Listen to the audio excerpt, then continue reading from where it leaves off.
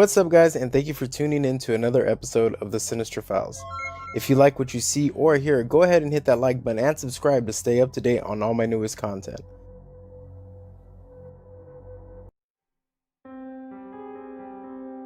Nothing irritates me more than the persistent scratching of my neighbor's cat at her front door. Night after night, this cat scratches. Sometimes for a few minutes, sometimes for hours on end. It drives me crazy, and I don't know how to stop it. Her name's Veronica. My neighbor, not the cat.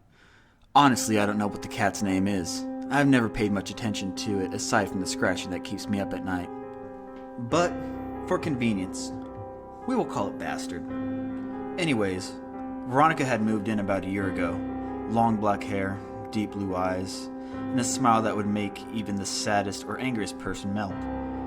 She was unequaled by anyone or anything. I remember when she moved in, she didn't have a cat, it was just her. We would chat sometimes, mostly about mediocre things. You know, occasionally she would need my help with something in her place, but that was far and few in between. I guess you can consider us friends. This all changed the day she brought that bastard feline home. At first it was fine. Veronica would say hi with her toothy smile. She would still ask for help when she needed it, only this time it was awkward. That bastard would gaze upon me as we conversed. It seemed as if it was insulted because I was in its space. It glared at me as if it was out to get me. Imagine that, an animal staring at you as if it wanted to rip your throat out because you were talking to its master, because it wasn't getting all the attention. That leads me to my current dilemma, the persistent scratching at night. The bastard knows I'm trying to sleep. That little motherfucker knows that if I don't get enough sleep, my work suffers because of it. I don't get how Veronica sleeps through it. I live across the way and it keeps me up. She is in the same apartment as the bastard, and she sleeps like a baby through it. Night after night. I would sleep with the TV on. You know, something familiar that would make it easier to fall asleep. It didn't work. I would put my pillow over my head. Nada. Sleeping pills, alcohol, a combination of them. Nothing fucking worked. The scratching penetrated my dreams, and I had to do something about it. I needed to sleep. I had to get my dreams back. My dreams of her. My dreams of us. She wanted us to be, but I never got the nerve to ask her out. I knew it in my soul. The next day, as I was washing my dishes, I heard Veronica's door open. I quickly dried my hands and looked through my peephole. The fisheye view of made her seem as if I could touch her through the door. She bent over and pet the little bastard, its outstretched body extended up, shoving its head into her hand as it came back down. I quickly grabbed my keys. I knew that if I made it seem like I was going to check my mail, I would be able to make some kind of move and ask her out. I flung my door open and saw the skull of that feline bastard sitting in the doorway. I shut my door and acted as if everything was normal and headed down towards the stairs. Once I hit the stairs, I ran as quickly as I could. 4 flights of stairs, winding left after left. I burst through the door on the ground floor. I had done it. I beat the elevator which she was on. I made my way to the mailbox and thrust my key into the keyhole, waiting for her to exit. My mind was racing. I felt the sweat accumulate on my forehead. I wiped it away with my shirt sleeve. What would I say? Did I look desperate or sad? I couldn't keep my thoughts straight as I waited for the elevator door to open. The lobby's clock hands ticked away slowly. Every second that went by, my heart raced. Tick, tick, tick. The clock beat. My eyes shifted between the elevator and my mailbox. Thump, thump, thump. My heart raced. Tick, thump, tick, thump. Tick, thump, tick, thump, tick, thump, tick, thump. The doors finally opened and beautiful Veronica emerged. Quickly, I focused on my mailbox and opened it.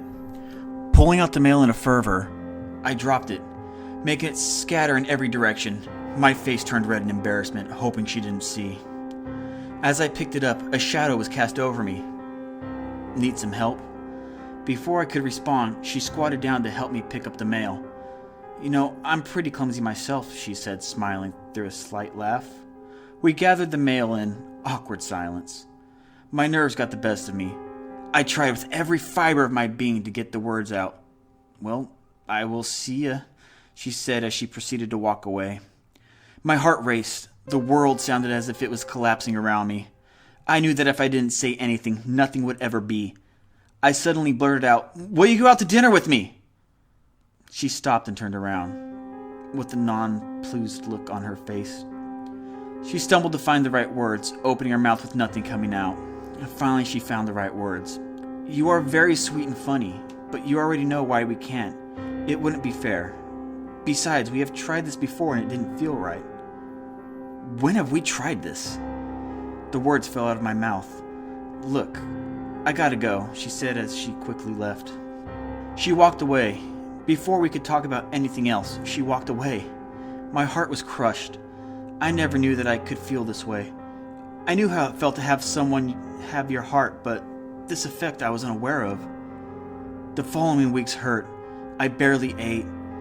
Sleep was doubly hard between this and that fucking bastard. Every time the door opened, my heart raced. I would run to the peephole and peer through, hoping she would knock on my door. Alas, she wouldn't. I was alone and thought, that wasn't anything new, but for some reason this was worse than anything I've ever been through. Was this love? Was this what I was feeling like? I never believed I could fall in love.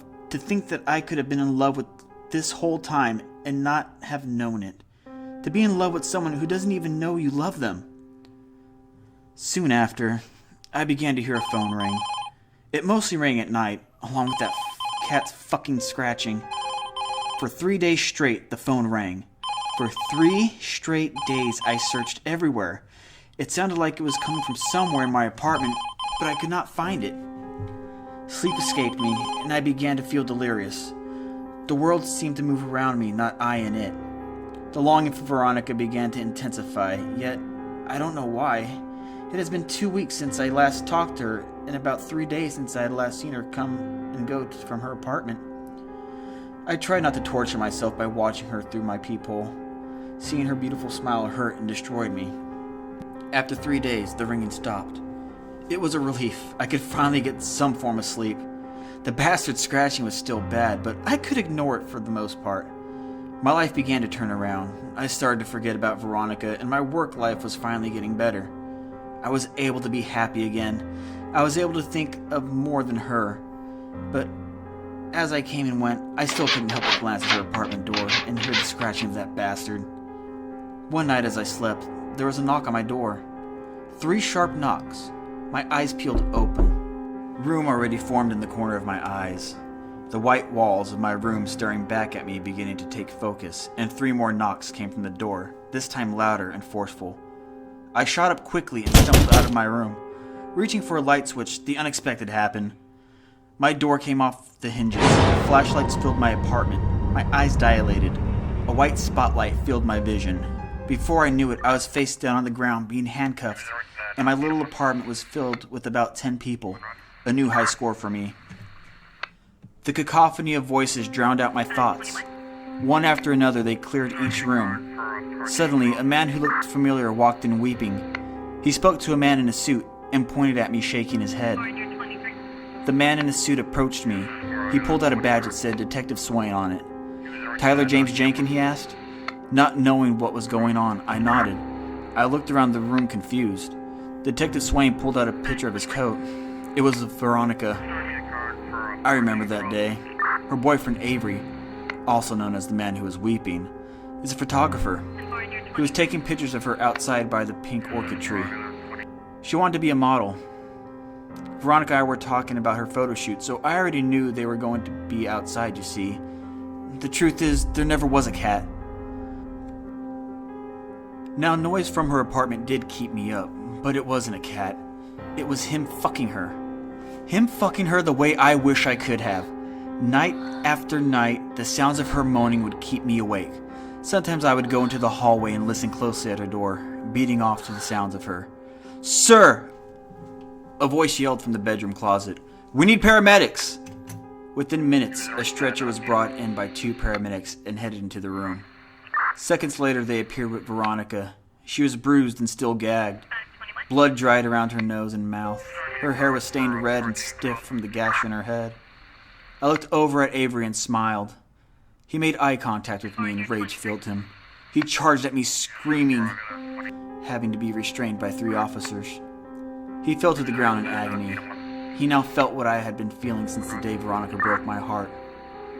Out from the room, 2 more officers appeared, one with a cell phone and an evidence bag. That must have been the ringing I heard the past few days. The other officer was carrying a cast iron skillet. It had hair stuck along the rim. Detective Swain took the cell phone. "This is how we found out where she was. This is how you got caught," he said. "Now I'm here. Death row. Thank God this is California. I will be sitting here for the rest of my life. I'll never get the needle with all the appeals I get." Throughout the trial, I was asked why. The truth is, I was jealous. All she had to do was be mine. It hurt having to kill the one I loved. If she couldn't love me back, no one would get to feel that love. I can still hear the sound of her getting fucked every time I sleep. And every night I dream that I am feeling her and falling asleep next to her. That's why I kept her in my closet, to keep her close to me. It's the only way I could get her to be that close. So thank you for watching another episode of the Sinister Files. Remember to like and subscribe, and to stay up to date on all my newest content, go ahead and turn on the notifications. Thank you for watching.